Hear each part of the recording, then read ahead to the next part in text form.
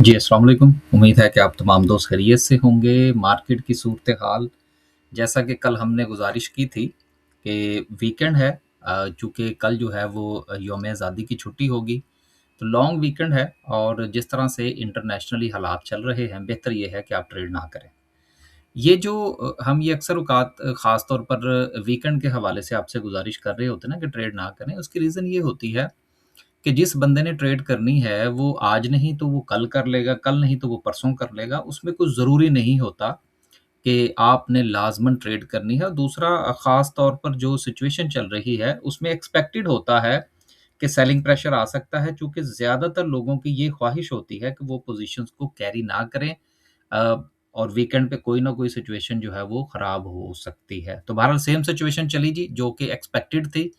अगर मार्केट में से कुछ पॉइंट्स निकले भी हैं, तो ये ऐसा नहीं है कि निकल गए और हमें पता नहीं चला या हमारी तवक्को के बरक्स जो है वो मार्केट ने परफ़ॉर्म किया है।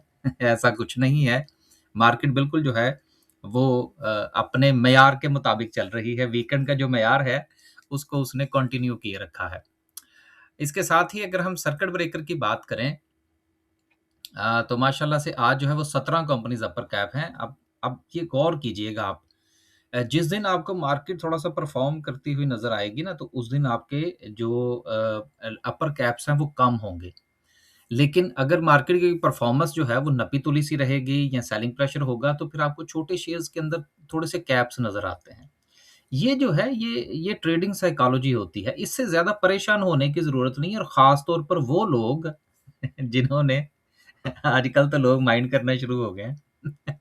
जिन्होंने सारी उम्र के लिए शेयर खरीद रखे हैं, वो तो बिल्कुल परेशान ना हुआ करें कि जी मैंने शेयर खरीदा है 3 महीने, 6 महीने हो गए मुझे और उस वो जो है वो अभी चला नहीं है। देखिए वो अगर आपकी स्ट्रैटेजी है तो ये जो छोटे वॉल्यूम के साथ शेयर्स अपर कैप होते हैं ना, इनसे मुतासिर नहीं होना आपने। तो जिस स्ट्रैटेजी के तहत आप काम कर रहे हैं, उसी को कंटिन्यू करेंगे तो कुछ 4 पैसे बचेंगे। अगर इस तरह से देखेंगे तो ये जब 3-4 कैप लग जाएँगे इन छोटे शेयर्स को, आप उसके पीछे भागेंगे और उड़ता तीर पकड़ने की कोशिश करेंगे तो वो नीचे आने शुरू हो जाएँगे। तो इसलिए अपनी स्ट्रैटेजी से डिस्ट्रैक्ट ना हो तो फिर इंशाल्लाह सूरत-ए-हाल बेहतर हो जाएगी। इसके साथ ही अगर हम लोअर कैप की बात करें, तो यकीनन कोई काबिल-ज़िक्र कंपनी जो है, वो मौजूद नहीं है। खबरों के हवाले से चूँकि रिज़ल्ट का सीज़न जो है वो कंटिन्यू है और इसके साथ-साथ कुछ अपडेट्स भी आ रही हैं। तो पहली खबर जो है वो डीएनसीसी की है, डंडोत सीमेंट की जिन्होंने फाइनेंसिंग जो है वो फाइनलाइज़ की है वेस्ट हीट की रिकवरी के लिए। देखिए दुनिया के अंदर जितने भी बिज़नेसेस हैं उन उसमें सबसे ज़्यादा ख़ास तौर पर अगर फ़र्ज़ करें कि आपका सेल्स का कोई काम है या मैन्युफैक्चरिंग का आपका काम है, तो सबसे अहम चीज़ ये होती है कि आप जिस कदर एफ़िशिएंट हों, ख़ास तौर पर ओवरहेड्स के हवाले से या एनर्जी के हवाले से और ख़ासकर जो इन दिनों सूरत-ए-हाल है पूरी दुनिया के अंदर, उसमें एनर्जी एफ़िशिएंसी जो है वो बहुत ज़रूरी है और वो कंपनीज़ ही कामयाब हैं जो एनर्जी एफ़िशिएंट हैं। और ये जो अभी पिछले दिनों भी हम सीमेंट सेक्टर के हवाले से मैं आपसे गुज़ारिश कर रहा था, कोल के पॉइंट ऑफ व्यू से कि उसके ऊपर से जब से हमारा इन्हिसार कम हुआ है, हमारा सीमेंट सेक्टर जो है वो बेहतर परफ़ॉर्म करने लगा है। अब ये मज़ीद बेहतरी की तरफ जा रहे हैं और डीएनसीसी जो है, जो हीट जो है इसमें से वेस्ट होती है, उसकी रिकवरी की तरफ इन्होंने कुछ इन्वेस्टमेंट करने की कोशिश की है और इससे इनकी जो कॉस्ट है वो मज़ीद बेहतर होगी। तो सिंपल सा उसूल है दुनिया के अंदर कि अगर आप कॉस्ट को कंट्रोल करेंगे तो आपकी प्रॉफ़िटेबिलिटी में इज़ाफ़ा हो जाता है।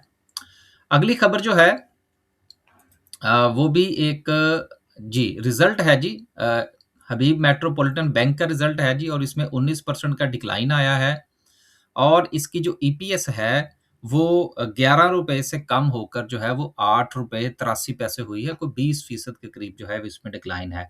देखिए ईपीएस के पॉइंट ऑफ व्यू से मैं हमेशा आपसे ये गुज़ारिश करता हूँ, आप चाहे बैंक्स को देखें, आप किसी और चीज़ को देखें, ये जो आपको ये स्टोरी सुनाई जाती है ना कि इस साल जो है वो अर्निंग ₹10 है, उससे अगले साल 20 हो जाएगी, फिर 30, तो इसका तो मतलब ये हुआ ना कि 10 साल में फिर उसकी अर्निंग जो है वो 100 गुना हो जाएगी। दुनिया के अंदर उतार-चढ़ाव चलते हैं, क्रेडिट क्रंच आया करते हैं। अगर आपको जो है वो अमेरिका के अंदर आने वाले जो क्रेडिट क्रंच हैं, अगर उसका पता हो और फिर जिस तरह से हालात जो है वो ख़राब होते हैं, इन चीज़ों को अगर आपने माज़ी में स्टडी किया हुआ है, तो आपको ये पता होगा कि ये सिलसिला, ये साइकिल चलता रहता है। उसी पॉइंट ऑफ व्यू से हम मार्केट के हवाले से भी आपसे गुज़ारिश करते हैं कि मार्केट का भी साइकिल होता है, जो कि उसी के साथ चलता है। तो इसलिए ये उतार-चढ़ाव जो है ये चलता रहेगा। इससे ज़्यादा परेशान होने की ज़रूरत नहीं है। इसको फैक्टर इन ज़रूर किया करें अपना पैसा मार्केट में डालते वक़्त। अगली खबर जो है वो पाकिस्तान रिफाइनरी के हवाले से है। रिफाइनरीज़ आजकल जो है वो दिन दुगनी रात चौगुनी तरक्की कर रही हैं, और जिस तरह से हालात ख़राब हो रहे हैं, और पिछले दिनों हमने खबर भी पढ़ी थी कि जो अरब कंट्रीज़ हैं वो पाकिस्तान में स्टोरेज बनाना चाह रही हैं बहुत बड़े पैमाने पर, और फिर फ्यूचर के अंदर हालात अगर खुदा न ख़ास्ता ख़राब होते हैं, तो ग्वादर के ज़रिए से जो है वो एक्सपोर्ट हुआ करेगी। अब ये प्रोजेक्ट तो बहुत बड़ा है, लेकिन देखते हैं एग्ज़ीक्यूट होता है या नहीं। तो उसके साथ-साथ जो रिफाइनरी पॉलिसी है, वो भी जो है उसका भी इम्पैक्ट है। तो पाकिस्तान रिफाइनरी की जो ईपीएस है, उसमें बहुत अच्छा इज़ाफ़ा हुआ है, और इसकी ईपीएस जो है वो लॉस में से निकल कर ₹25 के प्रॉफ़िट में आई है। और अगर अगली खबर जो है, बल्कि अगला रिज़ल्ट जो है वो सेंचुरी बोर्ड एंड पेपर का है, पेपर एंड बोर्ड का है। इसने भी अपनी थोड़ी-सी इम्प्रूवमेंट जो है वो शो की है, और इसका लॉस जो है वो तकरीबन ₹86-87 से कम होकर जो है वो 15 पैसे रह गया है, और इन्होंने एफिशिएंसी शो की है जी कि हम भी अब अच्छे बच्चे बन गए हैं और काम करने जा रहे हैं। अच्छी बात है जी, काम जो है वो तो होना चाहिए। आगे चलते हैं जी, और मज़ीद खबरें हैं। इसके अलावा एक और आईपीओ जो है वो आया चाहता है। ये पिछले दिनों भी हमने पढ़ा था कि एक कुकिंग ऑयल के हवाले से जो बहुत बड़ी कंपनी है पाकिस्तान के अंदर, अपाक के नाम से है, वो अपना आईपीओ लेकर आ रहे हैं। इसमें 75% जो है वो इंस्टीट्यूशंस के लिए होगा, यानी कि बुक बिल्डिंग के ज़रिए से जो है वो शेयर्स दिए जाएँगे, और 25% जो हैं वो रिटेल इन्वेस्टर जिन्होंने 500, 1000, 2000 लेने हैं, उनको दिए जाएँगे। अभी इस तफ़सील के अंदर जो है वो प्राइस मुझे नज़र नहीं आई कि किस फ्लोर प्राइस पर जो है ये ऑफ़र करेंगे, या हो सकता है मेरी नज़र से ना गुज़रा हो। तो ये आप ज़रूर देखिएगा, मेरी नज़र में दोबारा ये खबर आई और उसमें प्राइस हुई, तो मैं इंशाल्लाह इस खबर को जो है वो दोबारा शामिल करने की कोशिश करूँगा। अगली खबर जो है वो ईरान और यूएस वॉर के हवाले से है, जिसको हम कंटिन्यूअसली ट्रैक कर रहे हैं। देखिए, मेरा ख़्याल है जब से जंग शुरू हुई है, हम रोज़ाना ही इसके ऊपर थोड़ा बहुत बात करने की कोशिश करते हैं, और ये बहुत ज़रूरी है।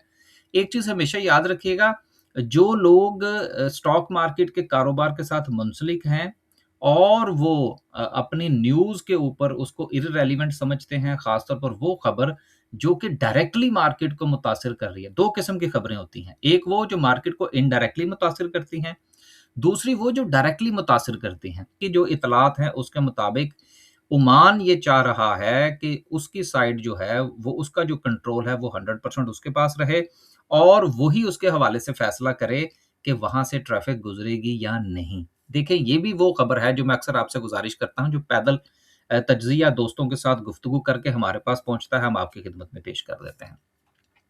लास्ट पे डिस्कस करते हैं जी आज की कैंडल को। कैंडल के पॉइंट ऑफ व्यू से कल हमने गुज़ारिश की थी कि भई छुट्टी कर लें, वीकेंड है काम ना करें, और आज भी आप देख सकते हैं, लेकिन साथ में हमने गुज़ारिश कर दी थी कि अगर मार्केट जो है वो थोड़ा-सा बेहतर होती है तो आप ट्रेड ले सकते हैं, लेकिन स्टॉप लॉस लगाना ज़रूरी है।